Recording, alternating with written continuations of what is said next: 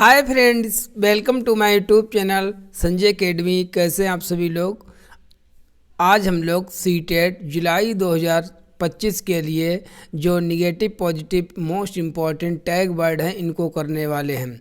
देखिए ये आज जो हमारी है सीटेट जुलाई 2025 के लिए पहली क्लास है और हम लोग जो शुरुआत करने वाले निगेटिव पॉजिटिव टैग वर्ड से ही करने वाले। ये मोस्ट इम्पॉर्टेंट है, आपको बहुत अच्छे से इन सभी टैग वर्ड को तैयार कर लेना है। अगर ये आपके तैयार होंगे तो 10 से 15 क्वेश्चन आपके ऐसे ही पेपर में सही हो जाएंगे। तो चलिए अपनी क्लास को स्टार्ट करते हैं, लास्ट तक देखिएगा, ठीक है। सबसे पहले हम लोग पॉजिटिव पर बात करने वाले हैं। मतलब पॉजिटिव का मतलब होता है प्लस, प्लस का मतलब सही। ये जो जिस भी क्वेश्चन में ए वर्ड आपको देखने को मिल जाए वो क्वेश्चन सही होगा, क्योंकि जे वर्ड जो है सही ही होते हैं। तो सबसे पहले हम पॉजिटिव को करेंगे, उसके बाद निगेटिव वर्ड को करने वाले हैं। तो सबसे पहला जो हमारा है वो है सक्रिय, एक्टिव। जो लर्निंग होती है, जो सीखना होता है, वो हमेशा कैसा होता है, वो हमेशा सक्रिय होता है। लचीलापन, लचीलापन कहीं पर भी मिल जाए, सिखाने में, सीखने में, पुस्तक में, अध्ययन सामग्री में, कहीं पर भी अगर आपको लचीला वर्ड मिलता है, लचीलापन, फ्लेक्सिबल मिलता है, तो वो हमेशा सही होगा। इंक्लूसिव एजुकेशन, समावेशी शिक्षा, सबका साथ सबका विकास, मतलब सभी बच्चे पढ़ें, सभी बच्चे बढ़ें। ऐसा ना हो कि क्लास में केवल सिलेक्टेड कुछ ही बच्चे जो हैं वो पढ़ने लिखने में आगे बढ़ पाएँ और बच्चों का विकास जो है धीमा रह जाए, वो सीख ना पाएँ। नहीं, आपको सब बच्चों को साथ लेकर चलना है, यही है हमारी समावेशी शिक्षा। समानुभूति, हमें बच्चों से समानुभूति रखनी है, मतलब सिंपैथी नहीं रखनी है।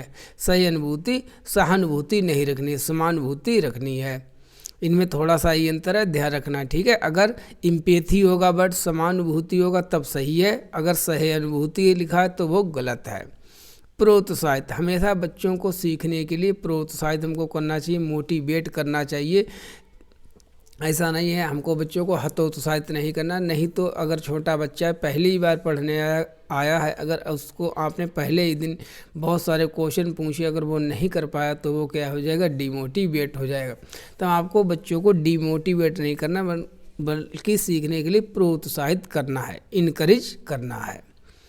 फॉर्मेटिव असेसमेंट, रचनात्मक आकलन, बच्चों को सीखते समय, ठीक है, सीखने की प्रक्रिया के दौरान साथ ही साथ उनका मूल्यांकन करते चलते रहना है, इसे कहते हैं फॉर्मेटिव असेसमेंट। कंटेक्चुअल, बच्चों को हमेशा उनके सामाजिक सांस्कृतिक संदर्भ से जोड़कर पढ़ाइए।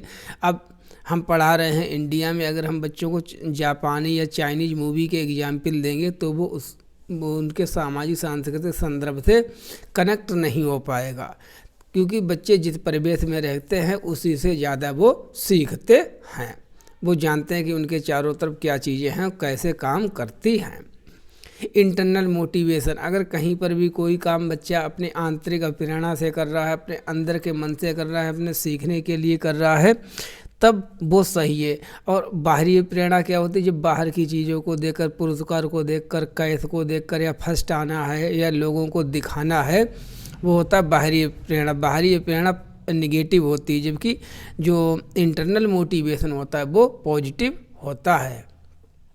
ओपन एंडेड क्वेश्चन, बच्चों से हमको हमेशा बच्चों में रचनात्मकता का विकास करने के लिए खुले अंत वाले क्वेश्चन पूछने चाहिए। खुले अंत वाले प्रश्न कौन से होते? खुले अंत वाले वे प्रश्न होते जिन प्रश्नों के उत्तर एक से अधिक होते हैं, उनको हम कहते हैं खुले अंत वाले प्रश्न। और बंद अंत वाले वे प्रश्न होते हैं जिनका केवल एक ही उत्तर होता है। चाइल्ड सेंटर्ड, देखिए अगर आप कोई भी एक्टिविटी करा रहे हैं, कुछ भी पढ़ा रहे हैं, सिखा रहे हैं, तो पहले बच्चों को ध्यान में रखते हुए आप वो सब काम करवाएंगे कि बच्चे की एज क्या है, किस क्लास में बच्चा पढ़ रहा है, क्या बच्चा अभी उस चीज़ को सीखने के लिए मैच्योर है कि नहीं है। सब कुछ बच्चों को देखकर ही करना है, उनके अनुभवों को हमको प्रमुखता देनी है। इसे ही कहते हैं चाइल्ड सेंटर्ड एजुकेशन, बाल केंद्रित शिक्षा। इसके बाद आगे हमारा है मास्टरी ओरिएंटेड अप्रोच। हमको बच्चों को सीखने पर ध्यान देना है, ना कि केवल अंक लाने पर या फर्स्ट लाने पर या टॉप करने पर ध्यान नहीं देना। मास्टरी ओरिएंटेड अप्रोच, जो कि आमिर खान 3 इडियट मूवी अगर आपने देखी होगी तो उसमें जो आमिर खान होता है वो कैसे काम करता है, वो कहता है कि सीखो, ठीक है, सफलता तो झक मार के अपने आप आ जाएगी। और जो चतुर होता है वो किस पर ध्यान देता है, बस रट्टाफिकेशन पर और फर्स्ट आने पर। तो क्रिटिकल थिंकिंग, हमको बच्चों में क्रिटिकल थिंकिंग विकसित करनी है, जिससे बच्चे किसी भी चीज़ के निगेटिव और पॉजिटिव पॉइंट देख सकें। एरर्स और मिसकंसेप्शंस, जो गलतियां हैं, जो बच्चों की भोली भाली अवधारणाएं किसी भी चीज़ के प्रति, वो बच्चों की सीखने में मदद करती हैं। ऐसा नहीं है कि कोई भी बिना गलती किए सीधे सीधे सब कुछ सीखता ही चला जाए।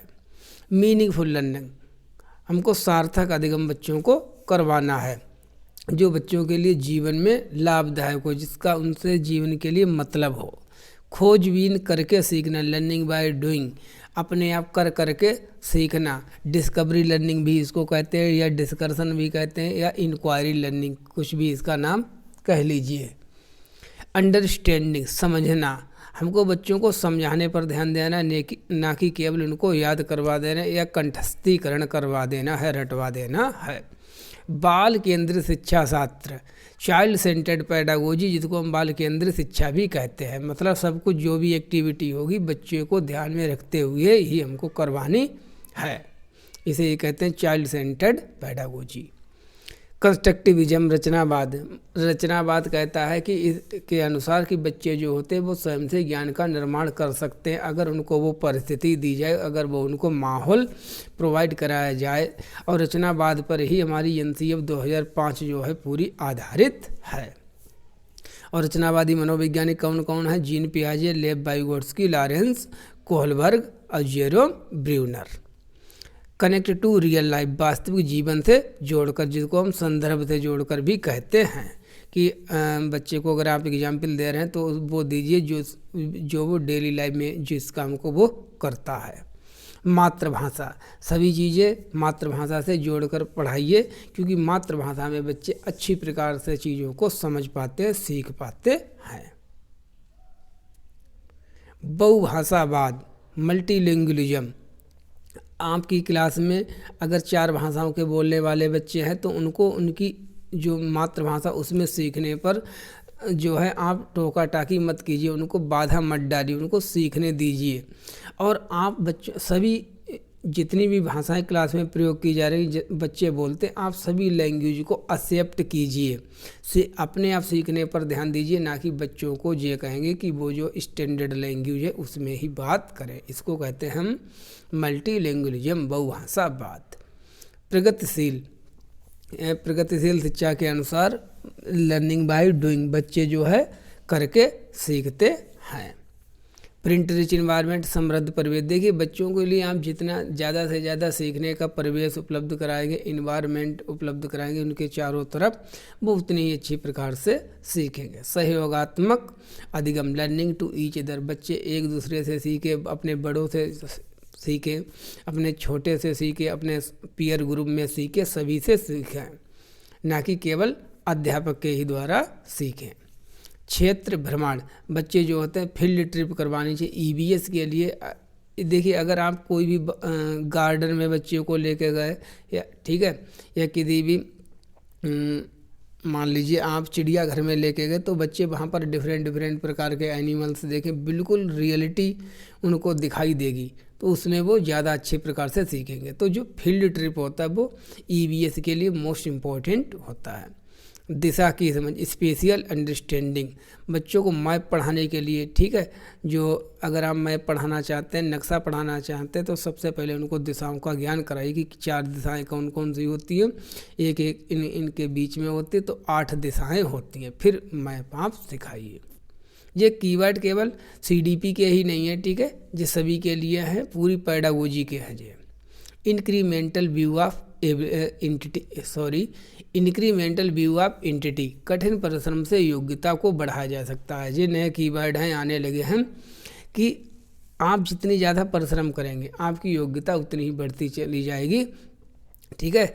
और एक निगेटिव होता है, उसके अनुसार योग्यता को नहीं बढ़ाया जा सकता है। फिक्स्ड व्यू ऑफ एबिलिटी, आपको इंक्रीमेंटल व्यू ऑफ एबिलिटी से हमेशा, एंटिटी से हमेशा सोचना है। मदर टंग ये तो हो ही गया। इंगेजमेंट एंड पार्टिसिपेशन, किसका इंगेजमेंट? बच्चे का पार्टिसिपेशन और इंगेजमेंट। बच्चे मतलब किसी काम में सहयोग करें और उसमें व्यस्त रहें तो वो ज़्यादा अच्छी प्रकार से सीखेंगे। लर्निंग बाय डूइंग, करके सीखना। तो ये सभी पॉजिटिव थे, ये हमेशा सही ही होंगे। अब हम बात करेंगे निगेटिव पॉइंट्स। निगेटिव कीवर्ड ये हमेशा कैसे होंगे? ये गलत होंगे। देखिए रेड कलर से मैंने इनको दिखाया है, रेड, ठीक है। रेड का मतलब होता है खतरा। जैसे ही आपको ये वर्ड दिखाई दे क्वेश्चन में, आपको अलर्ट हो जाना है कि ऐसा तो नहीं, ये क्वेश्चन गलत है।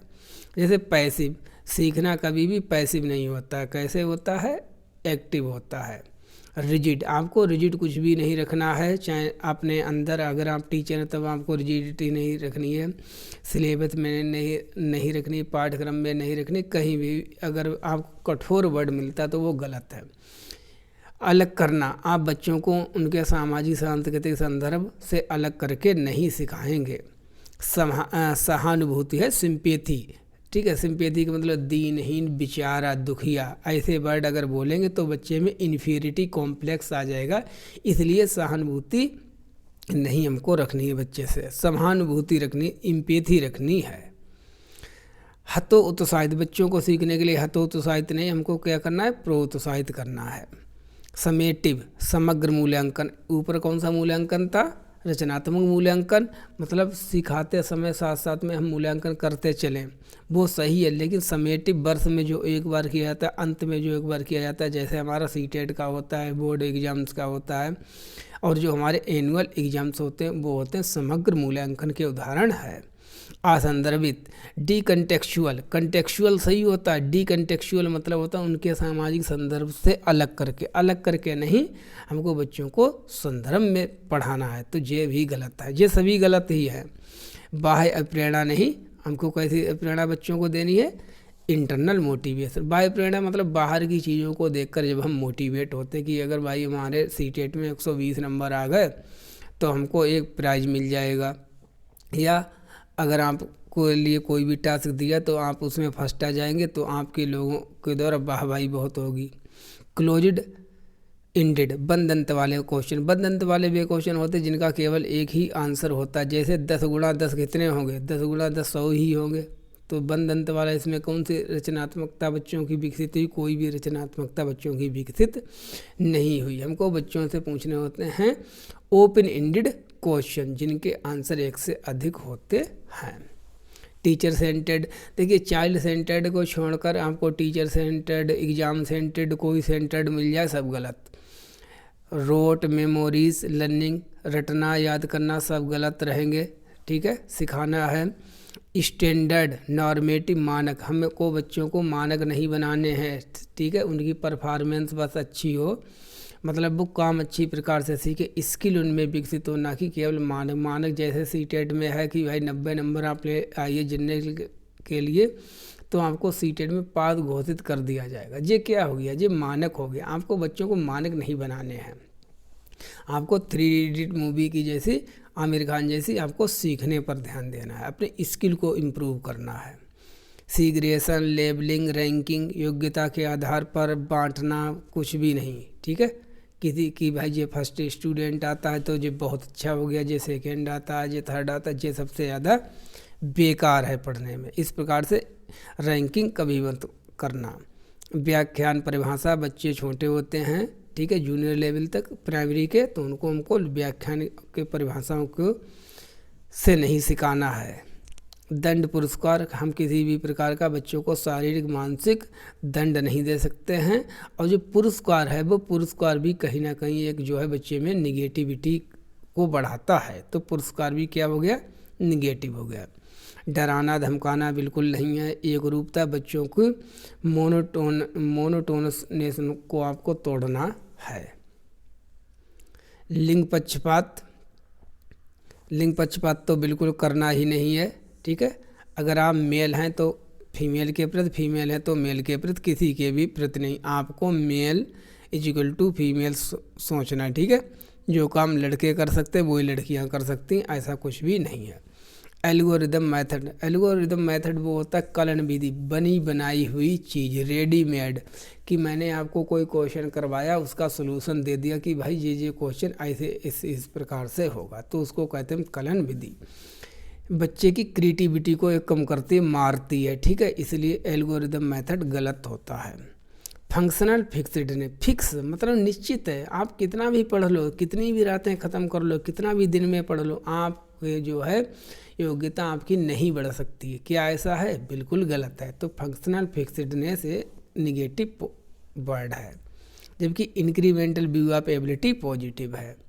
इंटिटी व्यू ऑफ एबिलिटी क्या है? योग्यता को नहीं बढ़ाया जा सकता है इसके अनुसार, जबकि ऐसा है नहीं, योग्यता को बढ़ाया जा सकता है। बुक सेंटर्ड, कुछ भी सेंटर्ड हो सब गलत, चाइल्ड सेंटर्ड को छोड़कर और सब गलत है, चाहे वो बुक सेंटर्ड हो, एग्ज़ाम सेंटर्ड हो, टीचर सेंटर्ड हो, ठीक है। तो चलिए अपनी क्लास को यहीं पर कंप्लीट करते हैं, और आप लोगों से हम यही कहना चाहते हैं कि जिन लोगों ने भी चैनल को अभी तक सब्सक्राइब ना किया हो वो सभी लोग चैनल को सब्सक्राइब कर दें, क्लास को शेयर कर दिया करें ज़्यादा से ज़्यादा लोगों तक, और लाइक करें। Thank you so much. मिलते हैं नेक्स्ट क्लास में, जुड़े रहें इसी प्रकार से। अब हम लोग कंटिन्यू क्लास करते रहेंगे, और इस बार बिल्कुल आपका सीटेट जो है वो क्रैक होगा, ठीक है। Thank you so much.